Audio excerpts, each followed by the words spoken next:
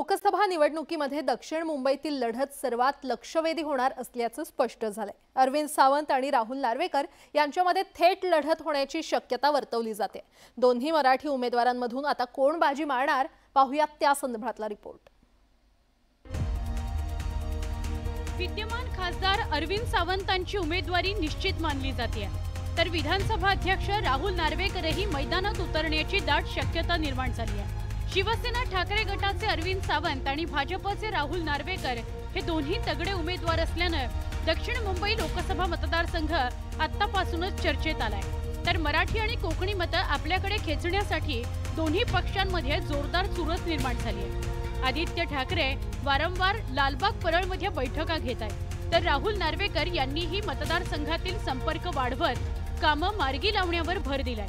लालबाग, काळा चौकी, शिवडी, परळ या भागातील मराठी मतदारांनी गेल्या 7 दशकांपासून बाळासाहेब ठाकरेंच्या मराठी माणूस आणि हिंदुत्वाच्या विचारांना साथ दिली आहे। त्यामुळे या भागावरच अरविंद सावंत यांची भिस्त असणार आहे। भारतीय जनता पक्ष दक्षिण मुंबईतून कोणालाही उभं करो, दक्षिण मुंबई हा उद्धव बाळासाहेब ठाकरे गटाचा गडकोट किल्ला आहे आणि मागच्या वेळेला अरविंद सावंत हे प्रचंड मताधिक्याने त्या ठिकाणी निवडून आले होते।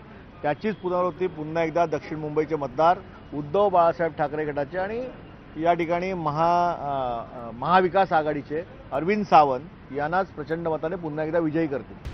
भाजपनेही मतदारसंघाचा अभ्यास करून राहुल नार्वेकरांना मैदानात उतरवण्याची तयारी केली आहे। दक्षिण मुंबईत मराठी, गुजराती आणि मुस्लिम मतदारांची मोठी संख्या आहे। 10 वर्षांपासून खासदार असलेल्या अरविंद सावंतांना टक्कर देण्याकरता मराठीच उमेदवार देण्यावर भाजपचं एकमत झालंय।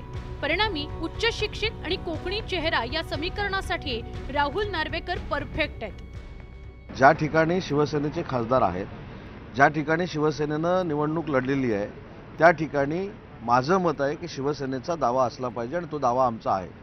पण हे देखील मी वाक्य बोललो की याच्यावर सगळे अधिकार आम्ही राज्याचे मुख्यमंत्री आणि शिवसेनेचे मुख्य नेते आदरणीय एकनाथ शिंदे साहेबांना दिलेले आहेत आणि आता पत्रकार परिषदेमध्ये प्रत्येक मतदारसंघावर चर्चा सुरू झालेली आहे।